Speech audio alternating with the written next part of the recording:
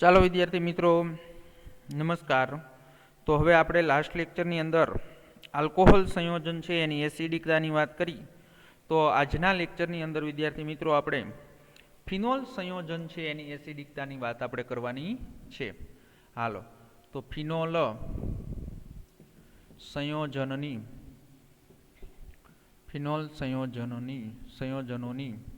એસિડિકતા. તો ફિનોલ સંયોજનની એસિડિકતા આપણે આજે સમજવી છે. તો એની અંદર ફિનોલ સંયોજન છે એ પણ ધાતુઓ સાથે, એટલે ફિનોલ છે એ કોની સાથે પ્રક્રિયા કરી શકે છે? તો ફિનોલ છે એ ધાતુ. તો ધાતુ છે એની અંદર કઈ કઈ? તો કે ભાઈ એલ્યુમિનિયમ, સોડિયમ. તો એલ્યુમિનિયમ અને સોડિયમ જેવી છે એ ધાતુ સાથે પ્રક્રિયા કરી અને સોડિયમ હાઇડ્રોક્સાઇડ સાથેની પ્રક્રિયાથી તેનો એસિડિક સ્વભાવ છે એ સ્વભાવ આપને દર્શાવે છે. તો ફિનોલમાં તમે જોઈ શકશો કે ભાઈ ફિનોલ એટલે બેન્ઝીન ઉપર શું છે? OH. તો ફિનોલ ઉપર ફિનોલનું બંધારણ તમે દોરો એટલે ફિનોલ ઉપર બેન્ઝીનની રિંગ ઉપર શું થશે? OH. તો ફિનોલમાં બેન્ઝીન વલય કે જે ઇલેક્ટ્રોન આકર્ષક સમૂહ, તો એ ઇલેક્ટ્રોન આકર્ષક સમૂહ તરીકે વર્તે છે અને તેના કારણે તમને ખબર છે કે હાઇડ્રોક્સિલ સમૂહ એટલે OH સમૂહ છે એ ડાયરેક્ટ કયા કાર્બન સાથે જોડાયેલો છે? તો કે ભાઈ જે કાર્બન sp2 સંકરણ કાર્બન સાથે હાઇડ્રોક્સિલ સમૂહ છે એ સીધો જોડાયેલો છે. તો આના કારણે ફિનોલ અણુમાં તેમના સંસ્પંદન બંધારણોના કારણે કે ભાઈ OH સમૂહનો જે ઓક્સિજન પરમાણુ છે એ કેવો બનશે? તો કે ભાઈ ઓક્સિજન પરમાણુ છે એ ધન વીજભારિત બને છે. તો એની અંદર વિદ્યાર્થી મિત્રો આપણે જે ફિનોલ સંયોજન છે તો ફિનોલ સંયોજનોના સંસ્પંદન બંધારણ દોરો એટલે તમને બધાને ખબર જ છે કે ભાઈ ફિનોલ સંયોજનોના સંસ્પંદન બંધારણના કારણે ઓક્સિજન ઉપર છે એ શું થશે? તો ઓક્સિજન ઉપર છે એ ધન વીજભાર પ્રાપ્ત થાય છે. તો આપણે ફિનોલ સંયોજનોના છે એ સંસ્પંદન બંધારણ દોરી નાખીએ ઝડપથી એટલે તમને ખબર પડી જાય કે ભાઈ આ એક ક્રાંતરે દ્વિબંધ હોય, ઓક્સિજન સાથે હાઇડ્રોજન હોય અને ઓક્સિજન પાસે બે અબંધકારક ઇલેક્ટ્રોન યુગ્મ હોય. તો હવે એ બે અબંધકારક ઇલેક્ટ્રોન યુગ્મ છે એ શું કરશે? તો અબંધકારક ઇલેક્ટ્રોન યુગ્મ છે એ શું કરશે? અહીંયા ડબલ બંધ બનાવશે. તો આ કાર્બનની સંયોજકતા વધી જશે એટલે એ આ પાઈ બંધના ઇલેક્ટ્રોન છે એ આ કાર્બનને આપશે. તો હવે તમે 12મા ધોરણની અંદર આવ્યા તો સંસ્પંદન બંધારણ છે એ દોરતા તમને આવડે. ઓક્સિજન ઉપર છે એ કેવો વીજભાર હોય? ધન વીજભાર. તો હવે એની અંદર આ બંધના ઇલેક્ટ્રોન અહીંયા આપી દેશે એટલે અહીંયા આ કાર્બન ઉપર ઋણ વીજભાર, અહીંયા બંધ હતો એમનો. હવે પછી શું થશે? તો બધાને ખબર જ છે કે આ જે પાઈ ઇલેક્ટ્રોન છે આ કાર્બન અને આ કાર્બન વચ્ચે છે એ શું કરશે? ડબલ બંધ બનાવશે. એટલે ઓક્સિજન, હાઇડ્રોજન, અહીંયા પોઝિટિવ ચાર્જ, અહીંયા ડબલ બંધ. હવે જે બંધ છે એ બનશે. તો અહીંયા બંધ બનશે તો આ કાર્બનની સંયોજકતા વધી જશે એટલે આ પાઈ ઇલેક્ટ્રોન આ કાર્બનને આપશે એટલે આ કાર્બન ઉપર અહીંયા શું આવશે? ઋણ વીજભાર. તો એ વળી પાછો છે આ ઇલેક્ટ્રોન છે આ કાર્બન અને આ કાર્બન વચ્ચે શું કરશે? દ્વિબંધ બનાવશે. તો આ ઓક્સિજન, હાઇડ્રોજન, અહીંયા પોઝિટિવ ચાર્જ, બે ઇલેક્ટ્રોન. તો એની અંદર અહીંયા બંધ બન્યો તો આ બંધ છે એના ઇલેક્ટ્રોન આ કાર્બનને આપી દેશે એટલે એના ઉપર કેવો વીજભાર આવશે? ઋણ વીજભાર. તો એની અંદર આગળ બંધારણ તમે છે એ દોરશો એટલે શું થશે? તો આ બંધ છે એ આ કાર્બન અને આ કાર્બન વચ્ચે ડબલ બંધ બનાવશે. તો વળી પાછું છે એ પાઈ ઇલેક્ટ્રોન પાછા કોને આપી દેશે? ઓક્સિજન. એટલે વળી પાછું બંધારણ કોના જેવું થઈ જશે? પેલા બંધારણ જેવું. તો એની અંદર અહીંયા બંધ, અહીંયા બંધ, અહીંયા બંધ બન્યો. આ ઓક્સિજનને ઇલેક્ટ્રોન આપી દીધા એટલે ઓક્સિજન પાસે વળી પાછા બે અબંધકારક ઇલેક્ટ્રોન યુગ્મ થઈ ગયા. તો આ એના છે એ શું મળ્યા? સંસ્પંદન બંધારણ. તો સંસ્પંદન બંધારણની અંદર તમે જોઈ શકો છો કે ઓક્સિજન ઉપર છે એ કેવો વીજભાર આવે છે? તો ઓક્સિજન ઉપર છે એ ધન વીજભાર છે, એ ધન વીજભાર બને છે. અને ફિનોલ છે એ જલીય સોડિયમ હાઇડ્રોક્સાઇડ સાથેની પ્રક્રિયા છે એ શું કરે છે? આપણે સૂચવે છે કે ફિનોલ સંયોજનો છે એ આલ્કોહોલ અને પાણી કરતાં છે એ શું છે? પ્રબળ એસિડ સંયોજનો છે. તો આપણે તપાસીએ કે ભાઈ એરોમેટિક વલય સાથે જોડાયેલો હાઇડ્રોક્સિલ સમૂહ છે એ આલ્કાઇલ સમૂહ સાથે જોડાયેલા હાઇડ્રોક્સિલ સમૂહ કરતાં વધુ એસિડિક હોય છે. શા માટે? તો આપણે એની અંદર છે બે પ્રક્રિયાઓની સરખામણી કરીએ અને તમને ખબર પડે કે ભાઈ ફિનોલ અને આલ્કોહોલ છે તો એની અંદર કયો OH ક્રિયાશીલ સમૂહ? તો એની અંદર બે પ્રક્રિયા હું લખું છું કે ભાઈ તમે લખો ROH. શું લખ્યું તમે? ROH એટલે આલ્કોહોલ. તો આલ્કોહોલનું આયનીકરણ થશે તો શું મળશે? આલ્કોક્સાઇડ આયન મળશે. તો આલ્કોક્સાઇડ આયન તમને આપશે અને પ્લસ છે એ શું આપશે? તો કે ભાઈ પ્લસ છે એ આપને H+ આયન આપે છે. તો આ છે એ આલ્કોહોલની અંદર OH ક્રિયાશીલ સમૂહ જોડાયેલો છે. એવી જ રીતે તમે ફિનોલની વાત કરો તો ફિનોલની અંદર છે એ અહીંયા OH ક્રિયાશીલ સમૂહ. તો એ OH ક્રિયાશીલ સમૂહ છે એ શું થશે? તો એ ફિનોક્સાઇડ આયન આપશે. કેવો આયન આપશે? Phenoxide ion. તો આ ઓક્સિજન ઉપર ઋણ વીજભાર અને પ્લસ H+.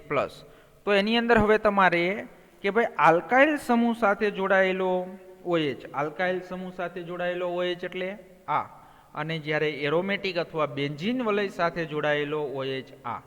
તો આ બંને જે OH ક્રિયાશીલ સમૂહ છે એમાંથી વધુ છે એ વધુ કોણ એસિડિક હોય છે? તો એની આપણે વાત કરવાની છે.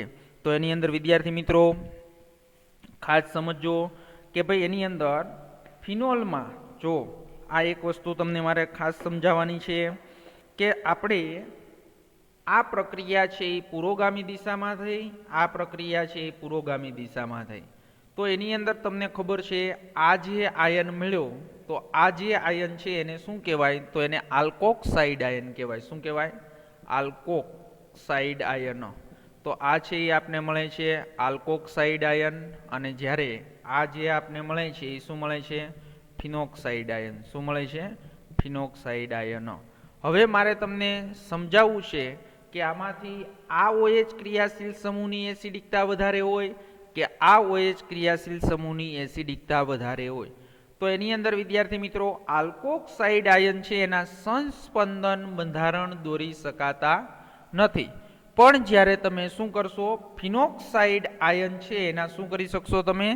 સંસ્પંદન છે એ બંધારણ છે એ બંધારણ દોરી શકાશે. તો એ સંસ્પંદન બંધારણ છે એ દોરી શકાતા હોવાના કારણે આપણે એમ કહી શકાય કે આલ્કોક્સાઇડ આયન કરતાં ફિનોક્સાઇડ આયન છે એ વધુ સ્થાયી છે. તો ફિનોક્સાઇડ આયન છે એ વધુ સ્થાયી હોવાના કારણે છે એ શું થશે? તો એની અંદર છે એ આપણે પહેલાં એના હું બંધારણ દોરી દઉં તમને કે ભાઈ ફિનોક્સાઇડ આયન. તો ફિનોક્સાઇડ આયનના આપણે શું કરવા છે? સંસ્પંદન બંધારણ. તો હવે સંસ્પંદન બંધારણ દોરતા બધાને આવડે. ઓક્સિજન પાસે શું હતા? 4 હતા અને 2 છે એ કોના મેળવા? આ હાઇડ્રોજન બંધના મેળવા. એટલે એ છે એના ઉપર કેવો ચાર્જ આવે? માઇનસ. હવે જો આ 2 ઇલેક્ટ્રોન શું કરશે? અહીંયા ઓક્સિજન અને કાર્બન વચ્ચે ડબલ બંધ બનાવશે અને આ ઓક્સિજન પાસે 4 ઇલેક્ટ્રોન એટલે એના ઉપર કોઈ પણ પ્રકારનો વીજભાર આવશે નહીં. એટલે એની અંદર ડબલ બંધ બન્યા એટલે આ કાર્બનના ઇલેક્ટ્રોન છે એ આ કાર્બનને આપી દે એટલે અહીંયા ઋણ વીજભાર આવ્યો.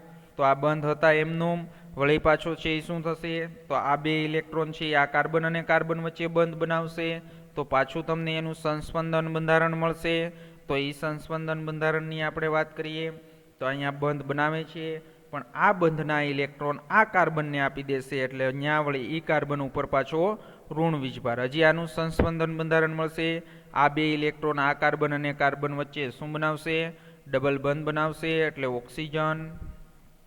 હાલો તો એ ઓક્સિજન પછી અહીંયા છે એ શું થશે? તો બંધ આ બંધ બન્યો અને આ બંધના ઇલેક્ટ્રોન આ કાર્બનને આપી દેશે એટલે અહીંયા છે એ ઋણ વીજભાર આવ્યો અને હજી શું કરશે? તો આ છે એ કાર્બન વચ્ચે ડબલ બંધ બનશે એટલે વળી પાછા ઓક્સિજનને પાછા 2 ઇલેક્ટ્રોન મળી જશે. તો વળી પાછું બંધારણ છે એ બંધારણ કોના જેવું થઈ જશે? તો કે બંધારણ છે એ બંધારણ આપણે આવી રીતે દોરીએ જે છે એમ જ. એટલે એ બંધારણ છે એ પાછું પેલા બંધારણ જેવું થઈ જશે. ઓકે, અને અહીંયા ઓક્સિજન પાસે 6 ઇલેક્ટ્રોન આવી જશે અને નેગેટિવ ચાર્જ. ઓકે, હાલો. તો એની અંદર આપણે શું કર્યું, તો એની અંદર આ પેલું, આ બીજું અને આ ત્રીજું. તો આના 3 સંસ્પંદન બંધારણ ફિનોક્સાઇડ આયન છે એના શું મળ્યા આપને, 3 સંસ્પંદન બંધારણ મળ્યા. તો જો એના 3 સંસ્પંદન બંધારણ આપને મળે છે તો એના ઉપરથી તમે કહી શકો કે આલ્કોક્સાઇડ આયન કરતા ફિનોક્સાઇડ આયન છે એ કેવો છે, તો ફિનોક્સાઇડ આયન છે એ વધુ સ્થાયી છે. તો વધુ સ્થાયી હશે તો શું થશે, તો જો ખાસ સાંભળજો, વધુ સ્થાયી હશે એટલે એની અંદર આલ્કોક્સાઇડ આયન કરતા ફિનોક્સાઇડ આયનની કઈ પ્રક્રિયા, પ્રતિગામી પ્રક્રિયા આમાં કેવી થશે, તો પ્રતિગામી પ્રક્રિયામાં ઓછી થશે. તો પ્રતિગામી પ્રક્રિયા ઓછી થવાના કારણે આ H+ આયન છે એની સાંદ્રતા કેવી હોય, તો H+ આયનની સાંદ્રતા વધુ હોય. શું હોય, H+ આયનની સાંદ્રતા વધુ હોય. તો એ H+ આયનની સાંદ્રતા વધુ હોય તો આપણે એમ કહી શકાય કે આલ્કોહોલ કરતા ફિનોલ સંયોજનો છે, તો આલ્કોહોલ સંયોજન કરતા ફિનોલ સંયોજન છે તો એ ફિનોલની એસિડિકતા કેવી હોય, તો એસિડિકતા છે એ કેવી હશે, વધારે હશે. તો એની એસિડિકતા છે એ તમને કેવી જોવા મળશે, વધારે જોવા મળશે. સમજાઈ ગયું? હાલો, તો હવે ટેક્સ્ટ બુકના શબ્દની વાત કરી દઈએ.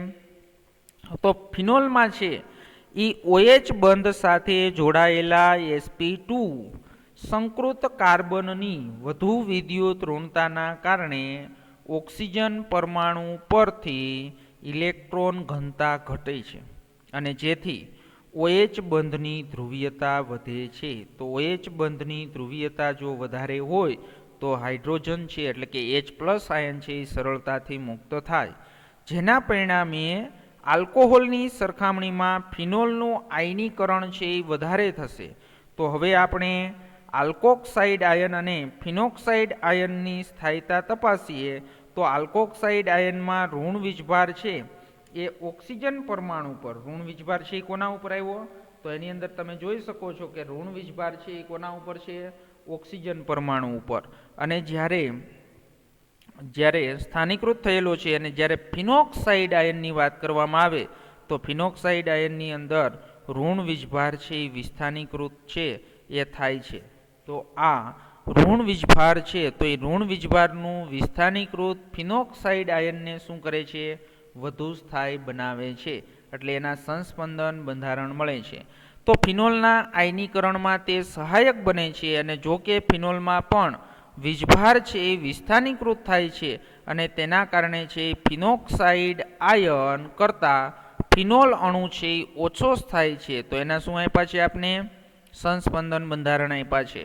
અને ત્યાર પછી આપણે કે વિસ્થાપિત ફિનોલ, તો વિસ્થાપિત ફિનોલ સંયોજનોમાં નાઇટ્રો સમૂહ જેવા ઇલેક્ટ્રોન આકર્ષક. તો જો પહેલાં તમને આ ફિનોલ અને આલ્કોહોલની અંદર છે કોણ વધુ એસિડિક હોય, તો એના બે કારણ તમને સમજાવ્યા. એક તો આપણે બંધની ધ્રુવીયતાની વાત કરી અને બીજું વાત કરી સંસ્પંદન બંધારણો. ઓકે, આ બે કારણ છે એ તમને આવડવા જોઈએ. હવે આપણે એની અંદર વાત કરવી છે કે વિસ્થાપિત ફિનોલ સંયોજનો હોય તો એની અંદર છે ખાસ વિદ્યાર્થી મિત્રો MCQની અંદર છે એ MCQની અંદર વારંવાર છે એ પૂછાય છે. તો એની અંદર જે હું બે વાક્ય તમને સમજાવું તો એ બે વાક્ય કમ્પ્લીટ છે એ તમારે શું કરવાના છે, તૈયાર કરવાના છે. વિસ્થાપિત ફિનોલ, શું કહું છું, વિસ્થાપિત ફિનોલ. તો વિસ્થાપિત ફિનોલ છે તો એની અંદર ફિનોલ સાથે શું જોડાયેલું હોય, સમૂહ જોડાયેલા હોય. પણ કેવા સમૂહ જોડાયેલા હોય, તો કે નાઇટ્રો સમૂહ. નાઇટ્રો એટલે બધાને ખબર છે, તો નાઇટ્રો સમૂહ એટલે શું થાય, NO2+. ઓકે, તો NO2 થાય ને.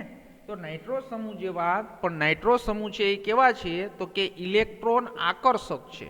કેવા છે, ઇલેક્ટ્રોન છે ઇલેક્ટ્રોન આકર્ષક સમૂહની હાજરી હોય. તો વિદ્યાર્થી મિત્રો ખાસ એક વસ્તુ સમજો કે ઇલેક્ટ્રોન આકર્ષક સમૂહની હાજરીના કારણે ફિનોલની એસિડિક પ્રબળતામાં શું થાય છે, તો ઇલેક્ટ્રોન આકર્ષક સમૂહની હાજરી હોય. શું હોય, સમૂહની હાજરી. તો ઇલેક્ટ્રોન આકર્ષક સમૂહની છે એ શું હશે, હાજરી હશે. તો એના હાજરીના કારણે છે ફિનોલની શું થશે, તો ફિનોલની એસિડિકતામાં છે એ એસિડિકતામાં શું થાય છે, તો ફિનોલની એસિડિકતામાં છે એ એસિડિકતામાં વધારો કરે છે. શું કરે છે, એસિડિકતામાં વધારો છે, એ પ્રબળતામાં વધારો થાય છે. અને જ્યારે આવા સમૂહો છે એ કયા સ્થાન ઉપર ગોઠવાયેલા હોય? ઓર્થો અને પેરા. તો આ જે સમૂહ છે એ ઓર્થો અને પેરા સ્થાન ઉપર. કેવા સ્થાન ઉપર? ઓર્થો અને પેરા. તો ઓર્થો અને પેરા સ્થાનમાં જ્યારે હોય ત્યારે આ અસર છે એ વધુ પ્રબળ છે, એ પ્રબળ જોવા મળે છે. તો વળી પાછો આપણે વિદ્યાર્થી મિત્રો એક ક્વેશ્ચન થાય કે ભાઈ શા માટે ઇલેક્ટ્રોન આકર્ષક સમૂહ? તો ઇલેક્ટ્રોન આકર્ષક સમૂહ એટલે તમને બધાને ખબર છે કે તે ઇલેક્ટ્રોનને પોતાની તરફ છે એ શું કરે? તો પોતાની તરફ આકર્ષે છે. તો એ ઓર્થો અને પેરા સ્થાન ઉપર જ્યારે જોડાયેલા હોય ત્યારે શું થશે? તો ત્યારે છે એની પ્રબળતા છે એ સૌથી વધારે હશે. તો એ તરત જ તમને ખબર પડી જવી જોઈએ. તો આપણે જુઓ, અહીંયા તમે જોયું તો જો આ જે ફિનોક્સાઇડના જે સંસ્પંદન બંધારણ છે, તો એ સંસ્પંદન બંધારણ ઉપરથી તમે જોઈ શકશો કે બંધારણ તમે જોયા તો એની અંદર આ ઋણ વીજભાર છે એ કોના ઉપર આવ્યો? તો ઋણ વીજભાર છે એ માત્ર ને માત્ર ઓર્થો અને પેરા સ્થાન ઉપર આવ્યો. એટલે ઓર્થો અને પેરા સ્થાન ઉપર જો ઇલેક્ટ્રોન આકર્ષક સમૂહની હાજરી હોય તો એ વધારે છે એ શું થશે? અસરકારક બને છે. તો આના કારણે છે ફિનોક્સાઇડ આયનમાં ઋણ વીજભાર છે એ અસરકારક રીતે વિસ્થાનીકૃત પામે છે. અને બીજી તરફ જો આપણે વાત કરીએ તો આલ્કાઇલ સમૂહ જેવા કે ઇલેક્ટ્રોન મુક્ત કરનારા શું છે? આલ્કાઇલ સમૂહ. તો આલ્કાઇલ સમૂહ છે એ કેવા છે? તો આલ્કાઇલ સમૂહ છે એ ઇલેક્ટ્રોન મુક્ત કરનારા. તો ઇલેક્ટ્રોન મુક્ત કરનારા એટલે શું થશે? ઇલેક્ટ્રોન દાતા સમૂહ. શું થશે? ઇલેક્ટ્રોન છે એ ઇલેક્ટ્રોન દાતા સમૂહ. તો ઇલેક્ટ્રોન દાતા સમૂહ છે, તો ઇલેક્ટ્રોન દાતા સમૂહ છે એ જોડાયેલા હોય ત્યારે ફિનોક્સાઇડ આયન બનાવવામાં છે એ સહાયક બનતા નથી. એટલે પરિણામે તેની છે એ પ્રબળતામાં છે તો પરિણામે શું થશે? તો પરિણામે તેની એસિડિકતા છે, તો એ એસિડિકતાની પ્રબળતામાં શું કરે છે? તો એસિડિકતાની પ્રબળતામાં છે એ પ્રબળતામાં શું થશે? તો પ્રબળતામાં છે એ ઘટાડો થાય છે. શું થાય છે? ઘટાડો થાય છે. એટલે એક વસ્તુ ખાસ યાદ રાખવાની વિદ્યાર્થી મિત્રો કે જ્યારે વિસ્થાપિત ફિનોલની અંદર ઇલેક્ટ્રોન આકર્ષક સમૂહની હાજરી હોય, કોની હાજરી હોય? ઇલેક્ટ્રોન આકર્ષક સમૂહ. તો ઇલેક્ટ્રોન આકર્ષક સમૂહની હાજરી હોય ત્યારે ફિનોલની એસિડિકતાની પ્રબળતામાં વધારો થશે. અને જ્યારે ઇલેક્ટ્રોન દાતા સમૂહ જ્યારે જોડાયેલા હોય ત્યારે તેની છે એસિડિકતાની પ્રબળતામાં શું થશે? ઘટાડો થશે. તો એની અંદર આપણે એમ કહીએ ક્રેસોલ છે, તો એ ક્રેસોલ છે એ શું છે? ફિનોલ કરતાં છે એ કેવું છે? ઓછું એસિડિક છે. તો ક્રેસોલ એટલે આપણે આગળ ભણી ગયા કે ભાઈ ક્રેસોલનું આપણે બંધારણ દોરવું હોય તો તમને છે એ ખબર હોવી જોઈએ કે ભાઈ ક્રેસોલ કોને કહેવાય. તો એ ક્રેસોલ છે એનું કેવું નામકરણ છે? તો ક્રેસોલ છે એ એનું સામાન્ય નામકરણ છે. તો એ ક્રેસોલની અંદર છે એ તમને બધાને ખબર છે કે શું જોડાયેલું હોય છે? OH સમૂહ છે એ OH સમૂહ તો ફિનોલ છે એટલે જોડાયેલો જ હોય, પણ ક્રેસોલની અંદર છે એ શું જોડાયેલું હશે? CH3 જોડાયેલું હશે. તો એની અંદર ઓર્થો મેટા કે પેરા ક્રેસોલ નથી આપ્યું, પણ તમને એમ કે હવે જો આ તમે બધું સમજ્યા તો એની અંદર છે એ તમને ખબર પડી જવી જોઈએ કે ભાઈ ક્રેસોલ એટલે એનું બંધારણ તમે દોરશો એટલે બેન્ઝીન ઉપર OH તો ખરો જ, અને અહીંયા તમે શું લખો? CH3 લખો. પછી બીજું કીધું ફિનોલ. તો ફિનોલ છે, ત્રણ વસ્તુ હું તમને સમજાવી દઉં. હાલો, અહીંયા છે એ શું છે? ફિનોલ. પણ આ જે ફિનોલ છે તો હવે તરત જ તમને ખબર પડી જવી જોઈએ કે આની અંદર આ વિસ્થાપિત ફિનોલ છે તો એની અંદર અહીંયા CH3 ગ્રુપ જોડાયેલું છે એટલે આલ્કાઇલ સમૂહ જોડાયેલો છે. તો આલ્કાઇલ સમૂહ એટલે કેવો સમૂહ કહેવાય? તો કે ઇલેક્ટ્રોન દાતા સમૂહ કહેવાય. તો ઇલેક્ટ્રોન દાતા સમૂહ છે એ પરિણામે તેની એસિડિકતાની પ્રબળતામાં શું થશે? તો પરિણામે તેની એસિડિકતાની પ્રબળતામાં છે એ ઘટાડો થશે. તો તરત જ ખબર પડી જવી જોઈએ કે ફિનોલ કરતાં ક્રેસોલની એસિડિકતા કેવી હોય? તો ફિનોલ કરતાં ક્રેસોલની એસિડિકતા વધારે હોય છે. ઓકે, સમજણ પડી ગઈ? હવે આપણે વાત કરવી છે કે ભાઈ જો શું જોડાયેલું હોય? ઇલેક્ટ્રોન આકર્ષક સમૂહ. એટલે હું અહીંયા જો NO2 ગ્રુપ જોડી દઉં, કયું ગ્રુપ જોડી દઉં? NO2. તો NO2 ગ્રુપ જોડી દઉં એટલે તરત જ તમને બધાને ખબર પડી જાય કે ઇલેક્ટ્રોન છે એ આકર્ષક સમૂહની હાજરીના કારણે શું થશે? તો એ આકર્ષક સમૂહની હાજરીના કારણે ફિનોલની છે એ એસિડિકતામાં શું થાય? તો એસિડિકતામાં વધારો થશે. તો એની અંદર તરત જ તમને ખબર પડી જવી જોઈએ કે ફિનોલ કરતાં આની એસિડિકતા છે એ શું છે, વધારે છે, કારણ કે ફિનોલમાં એકય ઇલેક્ટ્રોન આકર્ષક સમૂહ જોડાયેલો નથી, પણ વિસ્થાપિત ફિનોલની અંદર એક NO2 ગ્રુપ જોડાયેલું છે, તો તેના કારણે છે એ શું થશે, તો તેના કારણે છે એની એસિડિકતાની પ્રબળતામાં છે એ શું કરે છે, તો એસિડિકતાની પ્રબળતામાં છે એ વધારો કરે છે. ઓકે, હાલો હવે આપણે એની અંદર pKa ના મૂલ્ય જેટલા વધુ હોય એટલો એસિડ છે એ કેવો હોય, વધુ નિર્બળ હોય. તો તમને એક કોષ્ટક આપેલું છે અને એ કોષ્ટકની અંદર જુદા જુદા છે એ શું આપ્યા છે, સંયોજનના pKa ના મૂલ્ય આપેલા છે. શેના મૂલ્ય આપેલા છે, pKa. તો પહેલાં તો આપને આ ખબર હોવી જોઈએ ને pKa. તો એની અંદર તમને એક ઉદાહરણ લઈ અને સમજાવી દઉં કે ભાઈ જો તમે સંતુલન ચેપ્ટર 11મા ધોરણની અંદર ન ભણ્યા હોય તો તમને ખબર પડી જાય અહીંયા કે ભાઈ OH સાથે H2O લિક્વિડની પ્રક્રિયા કરવામાં આવે તો તમને બધાને ખબર છે શું મળશે, ફિનોક્સાઇડ આયન. શું મળશે આપને, ફિનોક્સાઇડ આયન, એટલે O- અને પ્લસ શું મળશે, H3O+. તો જ્યારે આના વચ્ચે સંતુલન સ્થપાય ત્યારે આપણે એની અંદર પહેલા મારે Ka લખવું છે. Ka એટલે શું થાય, આયનીકરણ અચળાંક. તો આયનીકરણ અચળાંક છે તો એ તમને બધાને ખબર છે, પહેલા K લખીએ, Ka ને આયનીકરણ અચળાંક. તો આયનીકરણ અચળાંક લખવું હોય તો અહીંયા શું થશે, તો અહીંયા ફિનોક્સાઇડ આયનની સાંદ્રતા ખબર છે ને, K એટલે સંતુલન અચળાંક. સંતુલન અચળાંકનું સૂત્ર શું થાય, નિપજોની સાંદ્રતાનો ગુણાકાર છેદમાં પ્રક્રિયકોની સાંદ્રતાનો ગુણાકાર. તો અહીંયા ફિનોક્સાઇડ આયન છે C6H5O- ની સાંદ્રતા ઇન્ટુ H3O ની સાંદ્રતા. ઓકે, છેદમાં, તો છેદમાં છે એ શું થશે, ફિનોલની સાંદ્રતા એટલે C6H5OH ની સાંદ્રતા ઇન્ટુ H2O ની સાંદ્રતા. પણ જો તમને ખબર હોવી જોઈએ કે H2O લિક્વિડ છે તો H2O લિક્વિડ હોવાના કારણે તેની સાંદ્રતા પ્રક્રિયા દરમિયાન છે કેવી રહે, અચળ. એટલે શું થઈ જશે, K ઇન્ટુ H2O ની સાંદ્રતા ઇક્વલ ટુ શું થશે, તો કે ભાઈ C6H5O- ની સાંદ્રતા ઇન્ટુ H3O+ ની સાંદ્રતા છેદમાં શું થશે, તો C6H5OH ની સાંદ્રતા. ઓકે, હાલો હવે તમને બધાને ખબર છે કે ભાઈ આના ઇક્વલ ટુ શું લખાય, તો એના ઇક્વલ ટુ લખાય Ka. Ka એ શા માટે લખવામાં આવે છે, એસિડિકતા માટે, અને જો બીજું હોય તો એના માટે શું શબ્દ વપરાય, Kb. તો Ka ઇક્વલ ટુ શું થશે, તો Ka ઇક્વલ ટુ C6H5OH અને છેદ ઇન્ટુ શું થશે, H3O+ અને છેદમાં શું થશે, C6H5OH. હવે જો વિદ્યાર્થી મિત્રો હું તમને ખાસ સમજાવું છું, Ka એટલે શું થશે, એસિડનો આયનીકરણ અચળાંક. તો તેનું મૂલ્ય વધુ હોય, આન્સર કેવો આવે, એનો વધુ આવે.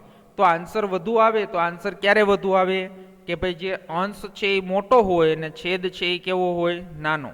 તો એની અંદર હાઇડ્રોનિયમ આયનની સાંદ્રતા છે એ કેવી હોય, તો હાઇડ્રોનિયમ આયનની સાંદ્રતા છે એ વધારે હોય. કેવી હોય, વધારે.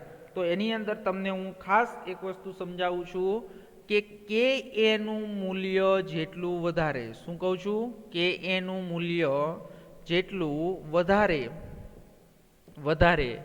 તો તે એસિડની એસિડિકતા કેવી હોય, તો એસિડિકતા વધારે હોય. ઓકે, હાલો તો Ka ખબર પડી ગઈ. હવે મારે Ka છે એનું શું રૂપાંતરણ કરવું છે, pKa. એટલે એને કોના વડે ગુણી નાખવાનું, log 10 વડે. એટલે pK ઇક્વલ ટુ શું થશે, -log 10 Ka. ઓકે, તો જો log 10 વડે તમે ગુણ્યા તો Ka અને pKa વચ્ચેનો સંબંધ કેવો હોય, તો એ સંબંધ છે એ વ્યસ્ત પ્રમાણમાં હોય. તો હવે તમારે લખવું હોય કે pKa નું મૂલ્ય, pKa નું ખાસ હો, pKa નું મૂલ્ય છે એ જેટલું વધુ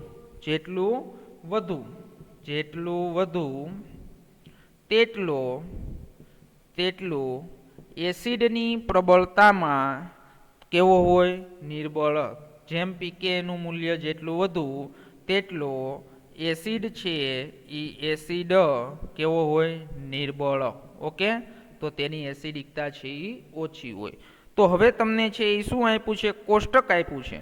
તો કોષ્ટકની અંદર તમને છે એ સમજાવેલું છે કે ઓર્થો નાઇટ્રોફિનોલ આપ્યું છે, મેટા નાઇટ્રોફિનોલ આપેલું છે, પેરા નાઇટ્રોફિનોલ આપેલું છે, ફિનોલ આપેલું છે, ઓર્થોક્રેસોલ આપેલું છે, મેટાક્રેસોલ આપ્યું છે, પેરાક્રેસોલ આપ્યું છે અને ઇથેનોલ આપ્યું છે.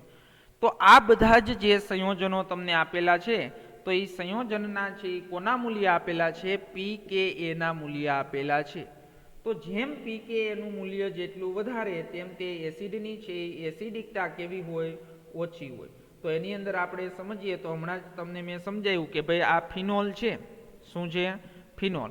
તો ફિનોલ છે એટલે ફિનોલ OH, એનું pKa એનું મૂલ્ય આપ્યું છે 10.0 આપેલું છે. ઓકે, પછી એની અંદર આપ્યું છે પેરાનાઇટ્રોફિનોલ. તો પેરાનાઇટ્રોફિનોલ એટલે તમને ખબર છે કે અહીંયા OH અને અહીંયા શું થશે? પેરા ઉપર NO2, પેરાનાઇટ્રોફિનોલ. અને ઓર્થોક્રેસોલ આપ્યું છે. શું આપ્યું છે? પેરાનાઇટ્રો કીધું છે ને, પેરાનાઇટ્રો એટલે આ ઓર્થો, મેટા અને પેરા, સોરી, અહીંયા છે એ શું આવે? NO2 આવશે. પછી આપ્યું છે તમને ઓર્થોક્રેસોલ આપ્યું છે. શું આપ્યું છે? ઓર્થોક્રેસોલ. આ ત્રણની તમને હું સરખામણી સમજાવી દઉં. ઓર્થોક્રેસોલ એટલે અહીંયા CH3. ઓકે, આનું પીકે પેરાનાઇટ્રોનું ફિનોલનું આપ્યું છે 7.1, આનું આપ્યું છે 10.2. શું આપ્યું છે? 10.2. ઓકે, હાલો. તો એની અંદર વિદ્યાર્થી મિત્રો તમને હમણાં જ મેં આગળ વાત કરી કે pKa નું મૂલ્ય જેટલું વધારે તેમ તે એસિડ છે એ કેવો હોય? નિર્બળ. તો જો અહીંયા 10 છે, અહીંયા 7.1 છે અને 10.1 છે, તો સૌથી એસિડિકતા ઓછી કોની? તો એની અંદર ક્રમ તમને લખવાનો કે તો એ ઓમય તમને ખબર પડી જાય. આગળ તમે બધા કારણો ભણ્યા કે ભાઈ CH3 અને OH એટલે આ ક્રેસોલ. તો આ કેવો ગ્રુપ છે કે ભાઈ ઇલેક્ટ્રોન આકર્ષક ગ્રુપ, ઇલેક્ટ્રોન દાતા ગ્રુપ છે. તો ઇલેક્ટ્રોન દાતા ગ્રુપ હોય તો તેની એસિડિકતાની પ્રબળતામાં શું કરે? ઘટાડો કરે. એટલે આની એસિડિકતા સૌથી ઓછી. એના કરતાં હવે વધારે કોની? તો એના કરતાં વધારે તમને ખબર છે કોની હોય? ફિનોલની. તો એના કરતાં વધારે છે એ એસિડિકતા કોની હોય છે? ફિનોલની હોય છે. એટલે બેન્ઝીન ઉપર OH. અને એના કરતાં વધારે એસિડિકતા કોની? તો એના કરતાં વધારે એસિડિકતા છે એ કોની હશે? તો એની અંદર અહીંયા છે એ શું છે? OH અને અહીંયા NO2. ઓકે, હાલો. તો આ જે છે એ આપણે શેની વાત કરી? એસિડિકતાની વાત કરી. તો ફિનોલની એસિડિકતા છે એ એસિડિકતા તમને ખબર હોવી જોઈએ. તો એના ઉપરથી આ જે ક્વેશ્ચન છે તો એ ક્વેશ્ચન વારંવાર નીટની પરીક્ષાની અંદર છે એ પૂછાય છે. તો એ તમને છે એ શું થવો જોઈએ? આવડવો જોઈએ. ઓકે, હાલો. ત્યાર પછી આપણે કોયડો આપેલો છે. તો કોયડાની અંદર તમને કીધું છે કે નીચે દર્શાવેલા સંયોજનની તેમની એસિડિકતાની પ્રબળતાના ચડતા ક્રમની અંદર ગોઠવવાનું છે. ઓકે, તો એના ચડતા ક્રમની અંદર જો તમારે ગોઠવવું હોય તો એ કોયડો છે એ તમે બધાના બંધારણ દોરી અને જાતે ટ્રાય કરજો. તો એની અંદર જો પ્રોપેન 1 ઓલ આપ્યું છે એટલે આલ્કોહોલ, 2,4,6 ટ્રાઇનાઇટ્રોફિનોલ આપ્યું છે, 3 નાઇટ્રોફિનોલ આપ્યું છે, 3,5 ડાયનાઇટ્રોફિનોલ આપ્યું છે, ફિનોલ આપ્યું છે અને 4 મિથાઇલ ફિનોલ આપેલું છે. હાલો કરાવી જ દઉં આ એમ કોયડો તમને, એટલે ખ્યાલ આવી જાય તમને. તો એની અંદર બધાના બંધારણ. તો બંધારણની અંદર પહેલું બંધારણ આપ્યું છે પ્રોપેન 1 ઓલ એટલે શું થશે? CH3 CH2 CH2OH. Okay, propane 1 all. બીજું આપ્યું છે 2,4,6 ટ્રાઇનાઇટ્રોફિનોલ. તો 2,4,6 ટ્રાઇનાઇટ્રોફિનોલ એટલે અહીંયા OH ફિનોલ એટલે આ 2,4 એટલે NO2, આ 4 NO2 અને અહીંયા 4 NO2. ઓકે, હાલો. ત્યાર પછી બીજું બંધારણ આપ્યું છે 3 નાઇટ્રોફિનોલ. શું આપ્યું છે? 3 નાઇટ્રોફિનોલ. તો 3 નાઇટ્રોફિનોલ આપણે હમણાં વાત કરી હતી, ખબર છે ને? OH કે ભાઈ મેટા સ્થાન ઉપર જોડાયેલું હોય 1, 2, 3. ઓકે, તો મેટા સ્થાન ઉપર જોડાયેલું હોય તો એની એસિડિકતામાં એટલો બધો ફેરફાર થશે નહીં. પછી આપ્યું છે 3 અને 5 ડાયનાઇટ્રોફિનોલ આપ્યું છે. શું આપ્યું છે? 3 અને 5 ડાયનાઇટ્રોફિનોલ. હાલો, તો એની અંદર અહીંયા OH, અહીંયા 1, 2, 3 એટલે અહીંયા છે એ શું થશે? નાઇટ્રો એટલે NO2 અને અહીંયા છે એ NO2. ઓકે, હાલો. ત્યાર પછી તમને આપ્યું છે ફિનોલ. ફિનોલ એટલે બેન્ઝીન ઉપર શું થશે? તો બેન્ઝીન ઉપર OH. ઓકે, હાલો. અને ત્યાર પછીનું બંધારણ આપ્યું છે 4 મિથાઇલ ફિનોલ. શું આપ્યું છે? 4 મિથાઇલ ફિનોલ. ઓકે, અહીંયા OH 4 મિથાઇલ ફિનોલ કીધું છે એટલે 1, 2, 3, 4 એટલે અહીંયા 4 મિથાઇલ ફિનોલ. હવે જો આ બંધારણને છે એ આપણે શું કરી દઈએ? બધાને નામ આપી દો. તો બધાને નામ આપી દો એટલે શું થશે? આને 1 નામ આપો, આને 2 આપો, 3 આપો, 4 આપો, આને 5 આપો અને આને 6 નામ આપ્યું. ઓકે, આ મારે લખવું ન પડે એટલા માટે. તો એની અંદર તમને એમ કીધું છે એસિડિકતાના પ્રબળતાના ચડતા ક્રમની અંદર ગોઠવો. તો આપણે હમણાં જ આગળ વાત કરી દીધી કે ભાઈ આલ્કોહોલ કરતા ફિનોલ છે તો એ ફિનોલની એસિડિકતા વધારે હોય. તો આલ્કોહોલની કેવી હોય? તો જો આ 6 સંયોજન આપ્યા છે એમાં એક જ તમને આલ્કોહોલ આપ્યું છે. તો પહેલું બંધારણ છે એની એસિડિકતા સૌથી ઓછી હશે. હવે આગળ તમારે વિચારવાનું છે કે એની અંદર તમારે કે કોની છે એ કોની એસિડિકતા વધારે હોય. તો હવે જો બધાય સંયોજનો કેવા થઈ ગયા? તો બધાય ફિનોલ જ થઈ ગયા. પણ હમણાં મેં તમને કીધું ઇલેક્ટ્રોન દાતા એટલે કે આલ્કાઇલ જેવા ઇલેક્ટ્રોન દાતા ક્રિયાશીલ સમૂહ જોડાયેલા હોય તો એની એસિડિકતા છે એ એસિડિકતા કેવી હોય? તો કે ફિનોલ કરતાં ઓછી હોય. અને N2 જોડાયેલા હોય તો ફિનોલ કરતાં વધારે હોય. તો પછી બીજા નંબર ઉપર કોણ આવશે? 4 મિથાઇલ ફિનોલ એટલે 6 નંબરનું બંધારણ. ઓકે, એના કરતાં વધારે. તો એના કરતાં વધારે તમને બધાને ખબર છે કે ભાઈ હવે કોણ? જો CH3 વાળા એકય નથી તો હવે 5 નંબર એટલે ફિનોલની એસિડિકતા વધારે. અને ફિનોલ કરતાં હવે NO2 ગ્રુપ જોડાયેલા છે એની એસિડિકતા શું થશે? વધારે થશે. તો એની અંદર આપણે જોઈએ તો એની અંદર પહેલાં શું આવશે? 3-નાઇટ્રોફિનોલ. કેમ 3-નાઇટ્રોફિનોલ?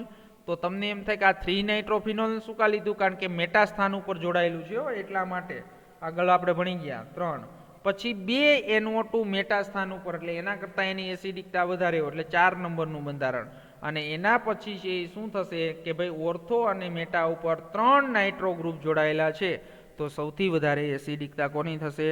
2,4,6 ટ્રાઇનાઇટ્રોફિનોલની. ઓકે, આવડે બધાને? તો વિદ્યાર્થી મિત્રો આપણે આ ફિનોલ છે તો ફિનોલ સંયોજનોની છે એ શું વાત કરી? એસિડિકતા છે એ એસિડિકતાની આપણે વાત કરી. ઓકે, સમજણ પડી ગઈ? હાલો, તો અહીંયા સુધી ફિનોલની એસિડિકતા છે એમાંથી નહીં વારંવાર છે એ કોની અંદર? તો વારંવાર છે એ આપણે નીટની પરીક્ષાની અંદર છે એ એસિડિકતા માટેના છે એ પ્રશ્ન છે એ પ્રશ્ન પૂછાય તો તમને છે એ આવડવા જોઈએ. હાલો, તો કમ્પ્લીટ અહીંયા સુધી તૈયાર કરી નાખજો. આવતા વખતે એક રાસાયણિક ગુણધર્મ બાકી છે, એસ્ટરીકરણની પ્રક્રિયા છે. તો એ એસ્ટરીકરણની પ્રક્રિયા બીજો ગુણધર્મ છે એસ્ટરીકરણની પ્રક્રિયા. તો એ એસ્ટરીકરણની પ્રક્રિયા છે એ આપણે આવતા લેક્ચરની અંદર છે એ સમજશું. ઓકે, હાલો, તો અહીંયા સુધી છે એ કમ્પ્લીટ તૈયાર કરી નાખજો. એસિડિકતા વ્યવસ્થિત રીતે સમજજો અને એની અંદર એના ઉપરથી જે આપણે નીટની પરીક્ષાની અંદર અને જેડબલી જેવી ગુજકેટની પરીક્ષાઓની અંદર પણ છે એ MCQ વારંવાર છે એ આ એસિડિકતા ઉપરથી હોય છે. સમજાઈ ગયું?